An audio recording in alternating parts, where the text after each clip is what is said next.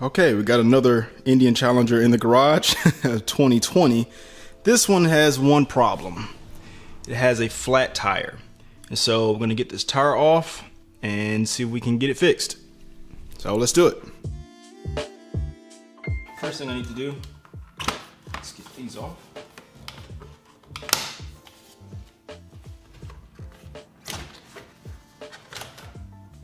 Right here, this disconnects the saddlebag. Next, get the saddlebag off. Okay. One for the left saddlebag right here. If you pull, it's free. And same thing for this side. Unscrew these. And the saddlebag comes up. Gotta be careful though, because being that it's leaning, it'll fall off. So good. That piece of cable. Lift it off. Try right there.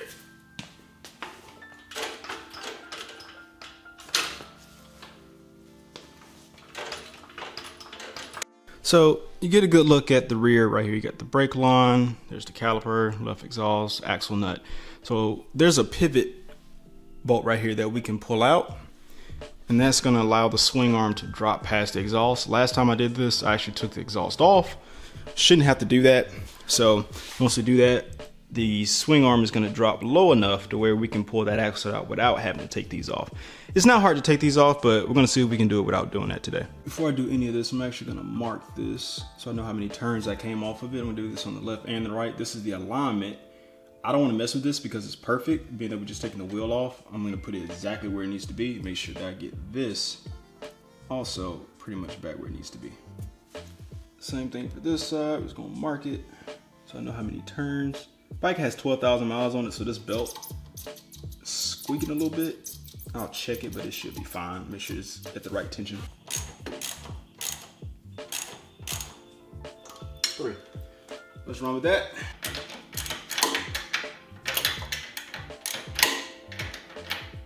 Four turns. Get the C-clip out right here. A good pair of snap ring pliers helps so much right here. These are my icons from Harbor Freight. They work, I promise you. And the trick to this also is to use this bolt down here. Don't worry, this is in the Indian manual to do this. Take this one out temporarily. And then you're going to thread this one in here so you can get leverage on this bolt and pull it out. To be honest with you, man, this thing is giving me a bit of a challenge because it's not coming out easy like the last one did. And I may need to go under and push it through because, ooh-wee, it's just not coming out. But there's enough load off of the swing arm where this thing should just come up out of here. All right, so I took the seat off. Look at all this rust. Somebody's been messing with this. Look at that. And these digs into the chassis. This could be why this thing is not coming out as easy. Yeah. So I'm gonna give it a couple more tries. If not, I'm gonna leave the pivot bolt in there and I'm just gonna take the exhaust off and get this tire off. All right, so this bad boy ain't budging. There is some clearance right here to tap it right there from the other side. I got a punch. I'm just tapping on it and it's coming out. I also have the swing arm jacked up to take the pressure off. I cannot get this thing out no other way, so this is what we gotta do. It straight up just ain't cooperating.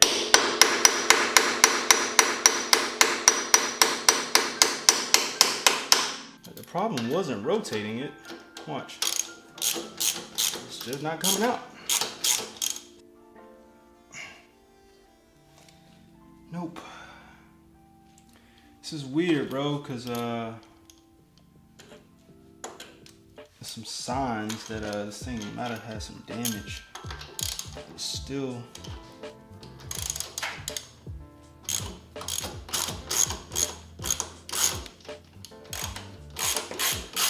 So check this out. I went to knock that back in And on the other side of this, it doesn't want to go, which means that this pivot bolt is almost like it's in here crooked. It's not coming out straight. And I feel like that's why it's so hard to get out of here. I'm gonna line this back up and I'm gonna put it back, but something's going on here and I don't want no part of it. So I got it jacked up here in the back. What I'm gonna do, I'm just gonna take this exhaust off, get this wheel off, and I'm just gonna leave that alone, because that I feel like that's super trouble.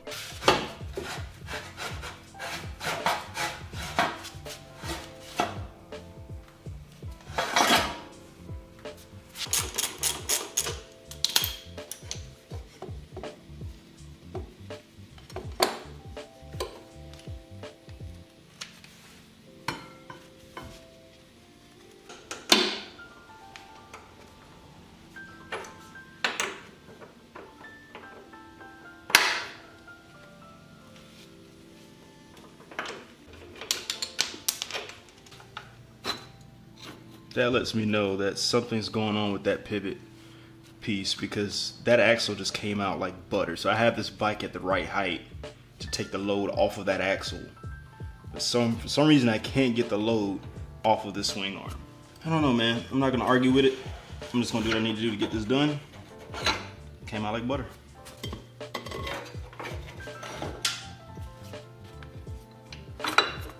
Huh?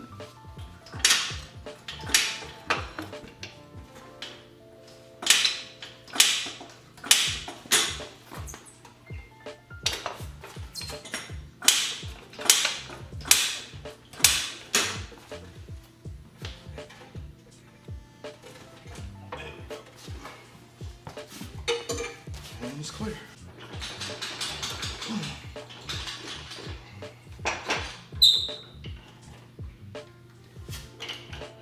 Wow. That was a pain in the butt to get that out. Wow. Finally got this thing out, but look how the rubbing on it is almost like it wasn't in there straight. And it was rubbing up against the bushings in there. That is it's actually etched in there. You know, walking around this bike, there's some spots right here.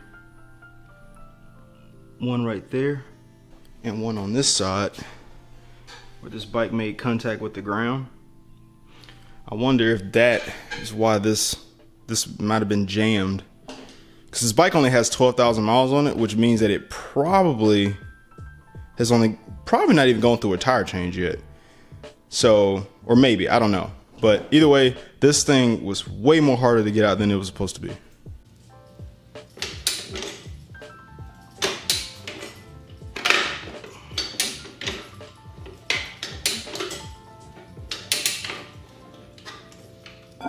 Sometimes you need that third one, and then that second one to get it on these tires because they're so thick.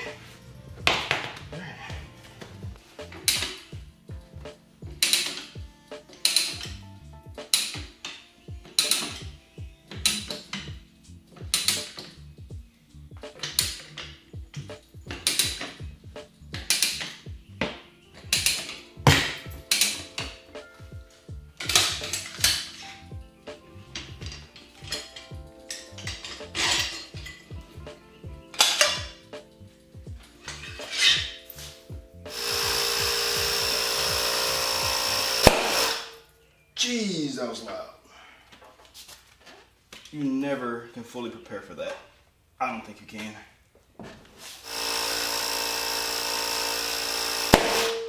Booyah. These always take like right at 40 to pop. But I'm gonna let this one ride, boy. We got 30 in here, probably drop it down to about 35.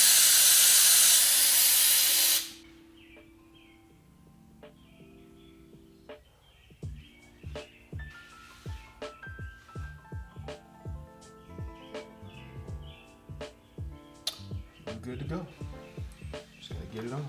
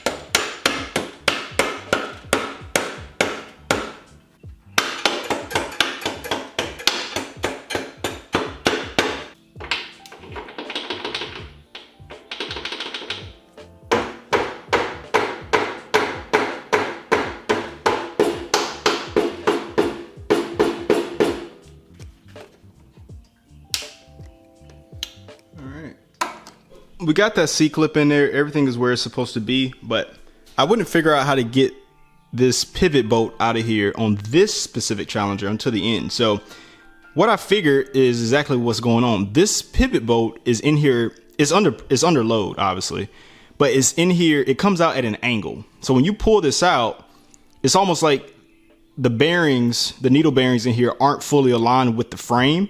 So when you pull it out, it's almost like it's in here, like it's almost in here like a slight angle. And when you try to put this back in, it's not going in straight.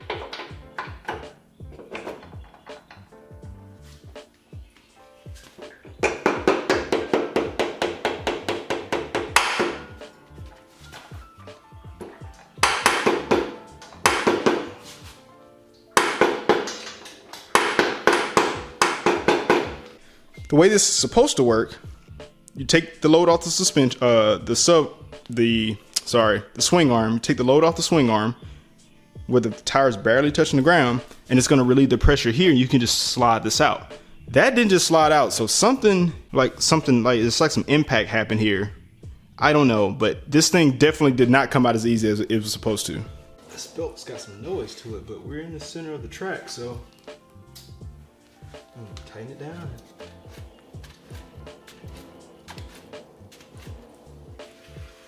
Alright, got it in the center.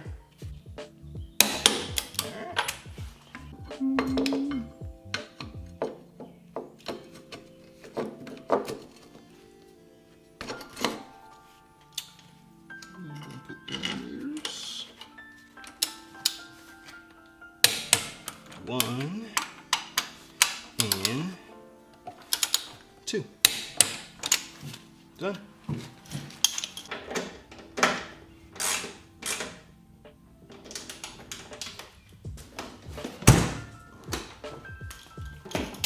Alright, and pretty much, folks, as far as this goes, tuck that back there. I put the seat on and the side panels, and this bike's good to go. Tell y'all what, man, it's got a Corbin seat on this thing. This seat is heavy. Imagine you'll be comfortable on it.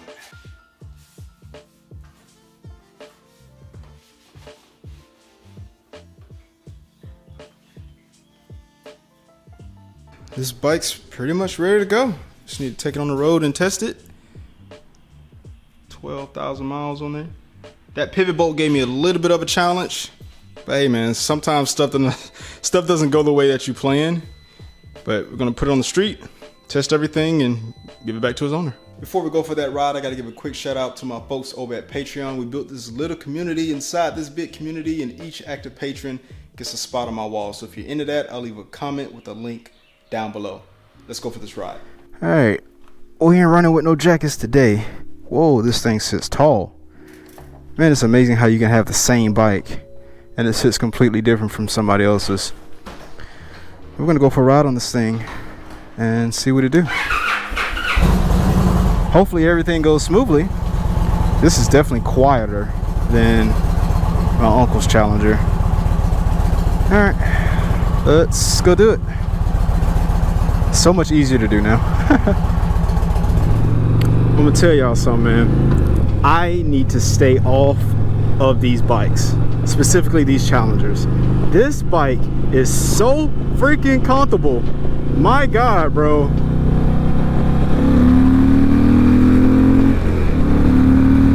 I'm so comfortable right now. I literally want to go across state lines and just keep going, but I can't do that. But the owner of this bike, he brought it to me and said, hey man, I just got this bike, it has a flat tire. Apparently he picked up a nail. He's like, look man, I really don't want to replace this tire. Can you patch it? And I was like, well, I can take the tire off, but I'm not somebody that can patch a tire. I don't do that. But what I did, I said, okay, I get it. So I took the tire off, and then I went ahead and found somebody that would patch it professionally, and that's what I had done. Normally you would just replace the tire, but that is what the owner wanted, and you know, who am I to say no? But if I didn't think it was safe, I wouldn't have done it. So that's why I'm out here testing it. PSI in the back is 41. That's the one that we changed. It's all good and dandy. The front is 37. It's perfect. And so when he gets on this bike, man, he's not gonna have anything to worry about. All he has to do is just get on his bike and ride. And that makes me happy, because if he decided to go to a dealership, he'd have had to trailer his bike, which is an hour and a half one way, wait for them to take the tire off the rim at the dealership, which might have taken another 4 hours. They're not going to patch it. They're going to put a new tire on there. So he's going to spend upwards of $500 in labor and probably cost of the tire just to have them to do that. And so the tire plug was only 30 bucks and it's working. And so to me, that's so much better. And again, that's what he wanted. But I can tell y'all, man, all that aside, the bike ride's great. Oh my God, it's so fun riding this thing. It's so comfortable, man. Now, of course, I'm not out here just joyriding, but I really just wanted to make sure that, you know, he's gonna be safe on this thing. But I think he'll be happy. But it's crazy how comfortable I am now. You just double tap that and then it just turns this entire experience into a bubble. I'm in a bubble now. I gotta stay off of these bikes, man, because the more I ride them, the more I want one. And I don't need one. But good grief, man, the appeal, the freaking appeal. I totally get it. To be honest with you, it's my uncle's fault, and it's also my neighbor's fault. They both have Challengers, and since I started working on my uncle's bike, now he's telling his friends, hey, yeah, my nephew can do that. And so now it's turning into me being the community tire changer, and I guess somewhat of a backyard mechanic, but I still have a lot to learn. But if not for that pivot bolt, dude, it would have been so much easier. So whatever, just go chalk that up to the game. I'm still learning, but either way, this bike's good, it's safe, and that is a deer that just crossed the road. What is that? Is that a deer? I'm gonna show you guys this. No. What is this, homeward bound? You guys need to get back to your owners, man. Can't be running across this street. Not my job.